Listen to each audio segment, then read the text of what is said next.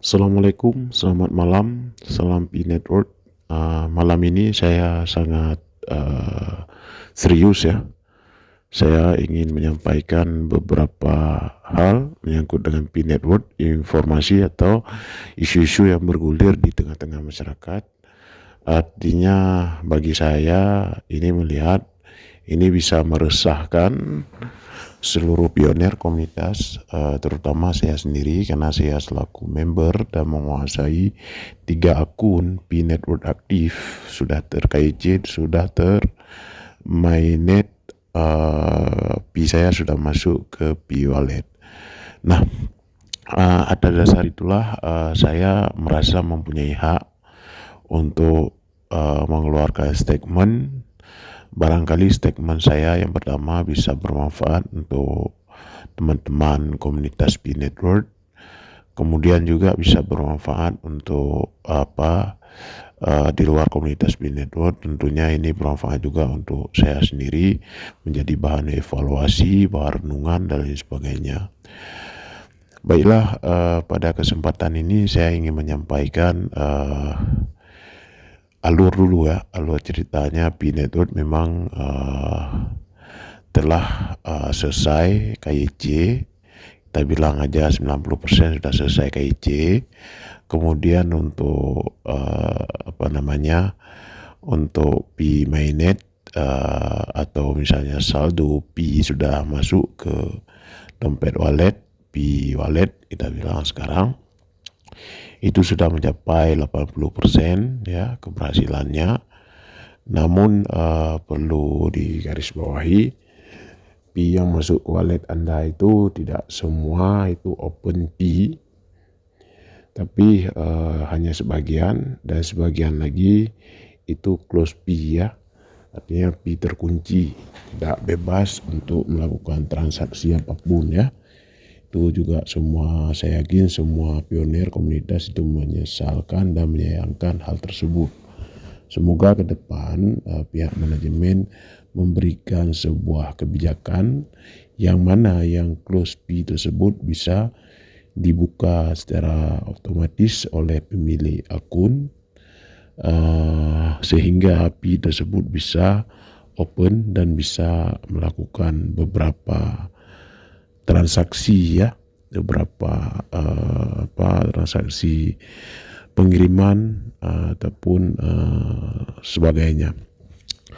Namun yang perlu saya tekankan di sini untuk seluruh member, khususnya komunitas Pi Network, pionir Pi Network, banyak yang kita lihat di YouTube channel, tentunya YouTube channel komunitas ya Pi Network, kita anggapnya komunitas Pi Network, yang menyampaikan sudah bisa menukarkan Pi Anda itu dengan barang-barang berharga. Nah, di sini saya rasa perlu segera saya garis bawahi atau perlu segera saya tegaskan, itu jangan percaya, itu tidak benar dan itu salah. Termasuk ada beberapa saya melihat di sosial media menyampaikan satu mobil dengan 2 Pi, 5 Pi, 100 Pi, 80 Pi dan sebagainya. Nah, dalam hal itu saya juga ingin menyampaikan ketegasan bahwasanya itu tidak benar, itu hoax, itu belum ada. Kemudian untuk kartu e-card Pi juga, siapa yang memiliki kartu itu menjadi priority atau member yang diperhatikan, diperhitungkan oleh pihak manajemen. Itu juga dengan tegas saya ingin menyampaikan itu salah, itu tidak benar, dan itu menyesatkan informasinya. Kemudian menyangkut dengan yang namanya harga Pi, ada yang menyampaikan 1 Pi itu sekitar 1, sekian miliar per 1 Pi. Nah, itu hoax, 1000 hoax ya, 1000% hoax, itu tidak benar. Kemudian 1 Pi sekian dolar, misalnya di atas $1.000, itu hoax, itu tidak benar. Karena sampai saat ini pihak manajemen Pi belum memberikan gambaran atau bayangan harga per satu Pi. Nah, banyak barangkali yang mendengar ini langsung ada di hatinya, kan harga Pi itu ditentukan oleh konsensus, bukan ditentukan oleh pihak manajemen Pi atau pemilik Pi tersebut. Saya ingin menyampaikan benar, harga Pi ditentukan oleh konsensus setiap negara. Itu benar, itu tidak salah. Tapi apakah harga Pi tersebut, katakanlah Indonesia menentukan harga Pi $1.000 per satu Pi, Malaysia menentukan harga Pi $2.000 per satu Pi, Vietnam menentukan $3.000 per satu Pi. Nah, pertanyaannya sederhana. Misalnya Anda memiliki 100 Pi dengan harga di Indonesia $1.000 per satu Pi, sedangkan di Vietnam katakanlah $3.000 per satu Pi. Nah, otomatis kita ini kan memilih yang mahal. Kita jual Pi kita ke Vietnam dong. Ya kan? Kan seperti itu. Kan tidak mungkin kita jual ke Indonesia. Mahal sedikit ke Malaysia, ya ke Malaysia kita jual Pi kita. Kan itu kacau kalau seperti itu rumusnya. Kemudian konsensus. Konsensus itu apa? Konsensus itu apa? Konsensus itu kan sebuah kesepakatan. Itu kan sebuah hasil musyawarah. Apakah konsensus itu tertulis? Itu pertanyaan perlu dijawab. Apakah konsensus itu resmi, sudah masuk ke sistem market? Jadi janganlah halu kita. Jangan berbicara yang berlebihan sehingga menyesatkan semua pionir yang melakukan mining, penambangan, dengan menyampaikan bahwasanya konsensus itu adalah final harga Pi. Katakanlah hasil konsensus 1.000, maka 1.000 lah harga Pi. Itu tidak benar. Itu 1.000.000 kali hoax. Harga Pi itu ditentukan oleh manajemen Pi Networks. Kemudian kalau misalnya di pasaran member menjual harga Pi di bawah penentuan dari harga ditentukan oleh manajemen, sah-sah saja. Itu kan penjualan peer to peer. Bisa saja menjual dengan harga lebih daripada yang ditentukan, itu bisa saja. Itu kan kesepakatan antara satu dengan dua pihak. B2B, business to business. Tetapi yang menjadi acuan harga Pi itulah manajemen Pi Network, bukan konsensus. Konsensus itu bullshit. Dengan konsensus itu tidak menjadi acuan, tidak menjadi pegangan konsensus itu. Jadi jangan menyesatkan seakan-akan hasil konsensus Indonesia sekian dolar per Pi, konsensus Malaysia sekian dolar per Pi, sehingga Pi tersebut berharga dengan hasil konsensus tersebut. Acuan dengan konsensus tersebut itu salah. Itu perlu saya rasa saya memiliki tanggung jawab moral. Yang pertama untuk semuanya ya, menjadi acuan bahwasanya itu yang disampaikan itu tidak benar, itu sangat menyesatkan, dan itu menurut saya itu merupakan pembodohan publik. Kemudian ada menyampaikan juga setelah 14 hari maka harga Pi itu sudah ditentukan atau sudah bisa melakukan transaksi jual beli dan sebagainya di Pi market resmi. Itu saya juga ingin menyampaikan menyangkut dengan hal itu juga tidak benar. Bukan semudah itu.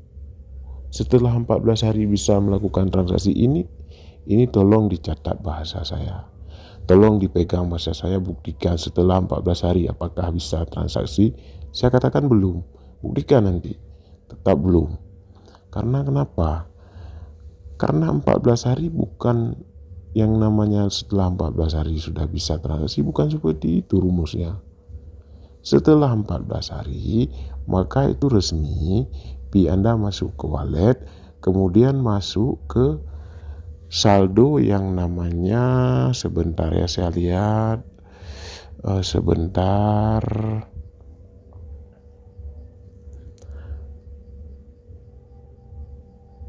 Sebentar ya saya lihat, masuk ke yang namanya available balance.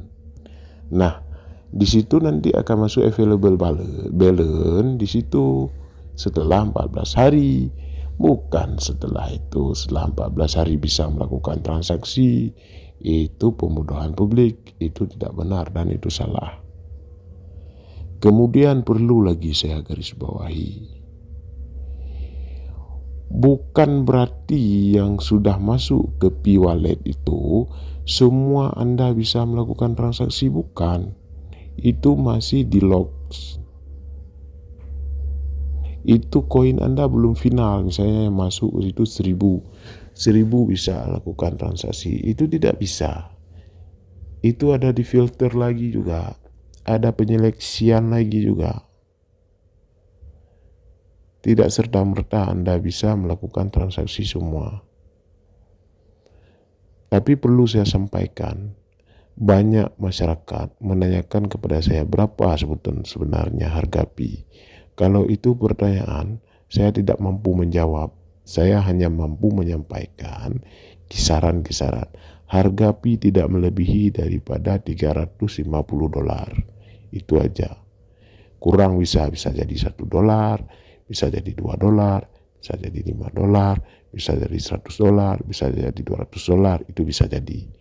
Tapi kalau misalnya 3.500 tidak akan lebih. Itu perlu dicatat dan garis bawahi. Jadi jangan terlalu halu, jangan terlalu berlebihan dalam berpikir. Tolong berpikir rasional, logis, akurat, dan detail juga dalam berpikir. Kemudian perlu juga saya sampaikan, ya, saya juga pernah menyampaikan bahwasanya Pi ini merupakan pesaing berat Bitcoin atau BTC. Saya sampaikan ya, itu bisa jadi, tapi bukan semudah membalikkan telapak tangan. Ada proses dan tahapan yang harus dilalui Pi, ya, sehingga ke depan bisa jadi Pi ini menjadi pesaing berat yang namanya Bitcoin. Tapi dalam satu syarat, Pi ini yang pertama dulu yang perlu adalah kekuatan finansial mereka, pasar mereka. Kemudian mereka harus berani terbuka dengan investor lain yang siap melakukan investasi ke Pi Network, termasuk Pi Market. Kalau misalnya untuk bisa menukarkan barang-barang, itu kuncinya harus ada investor yang siap mengelola Pi Market, yang memiliki finansial kuat, fondasi bisnis kuat, maka itu akan berjalan Pi Market. Kalaupun tidak, maka Pi Market itu tidak akan bisa melakukan transaksi apa-apa. Contoh, misalnya Pi di masyarakat sekarang sangat banyak sudah beredar. Misalnya dalam sehari butuh mobil 1000 mobil, dari mana diambil?